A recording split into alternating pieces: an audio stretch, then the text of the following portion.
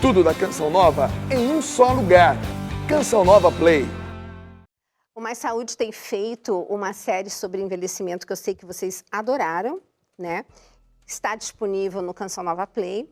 E hoje a minha pergunta para este grande geriatra, o Dr. Wilson Jacó, que realmente agradeço profundamente a sua disponibilidade de estar aqui conosco, né? Eu queria saber o seguinte, a população também, como é que anda a formação desses novos profissionais geriatras para esse novo momento desse idoso, né? Do brasileiro mais idoso. Gisela, essa é uma pergunta interessantíssima, porque isso talvez foi a grande mudança que eu acompanhei desde os anos 70, entrando na Faculdade de Medicina, até o momento atual. Geriatria era praticamente uma área da ciência muito pouco conhecida e, aliás, foi isso que me incentivou a me aproximar desta área de atuação. Os anos 80, o início da geriatria no universo brasileiro, e dali para frente a Faculdade de Medicina da USP assumiu a necessidade de montar um serviço, posteriormente de ter uma disciplina, e o que nós verificamos hoje é uma percepção muito grande, tanto do estudante de medicina, mas também das outras áreas da saúde, enfermagem, psicologia, nutrição e todas as demais, voltadas para a questão da geriatria e da gerontologia. Não só porque existe um maior número de idosos que, consequentemente, vai ter uma demanda maior pela atividade profissional. Mas, principalmente, porque o assunto, o tema é interessantíssimo. Quem estuda envelhecimento, em qualquer um dos aspectos, se aprofunda no conhecimento sobre o ser humano, se aprofunda no conhecimento sobre fisiologia, biologia, anatomia, tudo aquilo que diz respeito a uma construção de um processo. E nós propusemos à Faculdade de Medicina, infelizmente é isso que está acontecendo, uma disciplina chamada Ciclo da Vida, que é dada nos 3 primeiros anos, aonde este jovem estudante percebe que a vida é um contínuo, que desde a concepção até a morte, incluindo a concepção e a morte na vida, aquilo é um contínuo, onde desta concepção decorre a formação de um feto, que formará um embrião e que formará um recém-nascido, que formará cada uma das fases da vida, até o momento que se aproxima da morte, tudo tem uma ligação biológica e biográfica, fazendo com que este contínuo, que inclui o componente espiritual, que inclui todos os demais, o componente social, faça parte de algo ímpar, único, para o qual nós temos que estar voltados a empreender, construir e participar daquilo como profissionais que entendem o processo e que atuam nesse processo da maneira mais adequada. Isto fez com que a especialidade de geriatria, a temática envelhecimento, se transformasse de uma maneira muito grande no universo da graduação, da pós-graduação, das ciências exatas, das ciências da saúde, das ciências sociais. Hoje, a inclusão das declarações antecipadas de vontade no ramo do direito, a ética, tornou-se uma condição fantástica de estudo, fazendo com que aqueles indivíduos que antes não atentavam para a existência desse fenômeno consigam incluí-lo dentro do cenário das prioridades. Então, acho que eu viver esta revolução tem sido um dos maiores privilégios de quem se interessou porque pouco se sabia. E agora vive o que é que mais nós temos para saber em relação a isso. Fantástico, fantástico.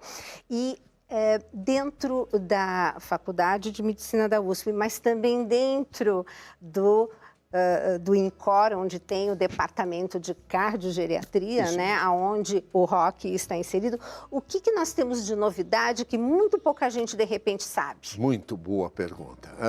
Nós estamos com a contribuição essencial do Roque, criando um conceito da junção de 2 saberes.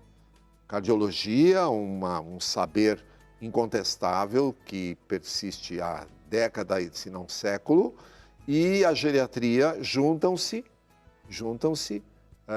e compõem uma forma de atender o indivíduo. Não por intermédio exclusivamente da sua faixa etária, nem por intermédio exclusivamente da sua doença cardiovascular, mas juntam o conhecimento de cada uma dessas especialidades para propor ao indivíduo soluções adequadas para a sua doença, e determinadas para suas possibilidades da faixa etária que antes inexistiam. Porque antes tínhamos o indivíduo portador de uma cardiopatia que tem que ter condições muito parecidas com a do jovem para poder se beneficiar do tratamento. Ou o indivíduo que, pela faixa etária, não pode ser tratado daquela cardiopatia porque aquela cardiopatia só é bem cuidada em indivíduos mais jovens. Não. A cardiogeriatria propõe soluções de diagnóstico e de tratamento que se adequam à cardiopatia e o indivíduo mais idoso. Consequentemente, ela vai inovar a forma de tratar que vai beneficiar indivíduos de idades mais precoces. Ela vai criar formas mais adequadas de tratamento que respeitam a faixa etária e que vão se aplicar a indivíduos mais jovens. E eu tenho dito isto com muita frequência. Não se preocupem que a cardiogeriatria vai mostrar para a cardiologia e para a geriatria formas diferentes de cuidar dos indivíduos que a procuram. Inclusive de maneira multidisciplinar, né? Isto. De maneira multidisciplinar e de maneira integral. Isso. Olhando para este indivíduo não só no soma, mas no espírito, no corpo, na emoção, fazendo com que ele tenha, por exemplo, uma cirurgia indicada, mas ele quer ir ver o bisneto, que nasceu num outro país. Esta cirurgia, para ser postergada a ponto dele poder fazer isto, tem alguma estratégia alternativa para que ele não corra risco? São essas estratégias que nós vamos propiciar.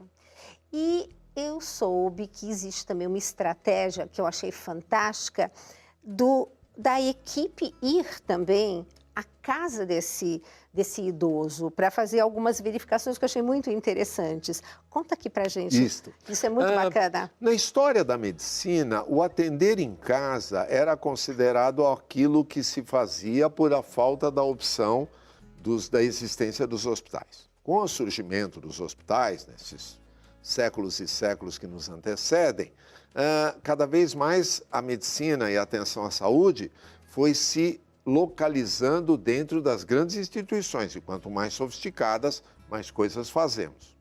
Quando nós propusemos o atendimento domiciliar como uma forma mais adequada para os indivíduos que têm pouca mobilidade, isso foi considerado por alguns um retrocesso. E nós mostramos que a melhor forma de cuidar de alguém com potencial de agravamento é impedir que a doença se agrave, cuidando dele em domicílio, para que ele não tenha que vir a um pronto-socorro, ser internado numa UTI e aí sim se transformar num caso grave. Começamos a fazer isso no Instituto Central e começamos a manter em domicílio pessoas cujo grau de morbidade, ou seja, o número de doenças, o impediam de ter um transporte adequado e que muitas vezes ele vinha e ficava lá enfermo. Eu não tenho nenhuma dúvida que esta vai ser uma característica do tratamento da doença crônica, de que nós vamos fazer na casa do cliente aquilo que ele faria no hospital, sem transformar a casa dele no hospital. Isso é fundamental. A casa continua sendo casa, a residência continua sendo residência, só que ele habita esta residência com o suporte de uma equipe interdisciplinar que vai dizer o que precisa ser feito, como deve ser feito. E uma das coisas que eu gosto muito desse programa, Wilson, é porque eu tenho certeza que muita gente que está nos assistindo vai dizer assim, eu não sabia que tinha esse serviço. Isso. Mas nós temos coisas lindas que são feitas e são pouco divulgadas. Por isso que eu quero sempre abrir o programa Mais Saúde para você, para, enfim, boas notícias que têm que ser passadas para a população. Isso. E chegou a hora do recadinho. Sim. Talvez o recado mais importante nesta temática que nós fizemos é o seguinte. A ciência não progride só com alta tecnologia. Nós muitas vezes pautamos que o que se desenvolveu nas últimas décadas é a tecnologia, a cirurgia robótica, são uma série de insumos que dependem de uma tecnologia que, infelizmente, é disponível para muito poucos. O que realmente mudou e que faz um impacto para a grande maioria das pessoas é o conhecimento que pode ser levado em qualquer ambiente de atendimento. Esta é a melhor tecnologia. A melhor tecnologia é o ser humano melhor preparado. Seja preparado para cuidar, seja preparado para ser cuidado. Então, viva essa tecnologia que não depende exclusivamente de equipamentos. Nós, os seres humanos, é que somos prioritários nisso. Graças a Deus, né? Ouvir uma frase dessas no final do programa é perfeito. Wilson, muito obrigada mais uma vez pela disponibilidade e Esse aqui é o programa Mais Saúde para você, tá? Para você e sua família terem mais saúde. Lembrando, você pode assistir todas as entrevistas com o professor Wilson Jacó lá no Canção Nova Play, tá bom? Um beijo grande e vamos cuidar do nosso hoje para estarmos muito bem amanhã. Que Muito esse bom. foi o recado de toda essa série. Obrigada.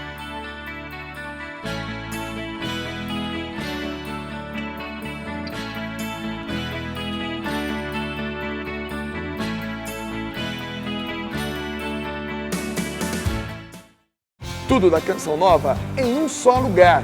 Canção Nova Play.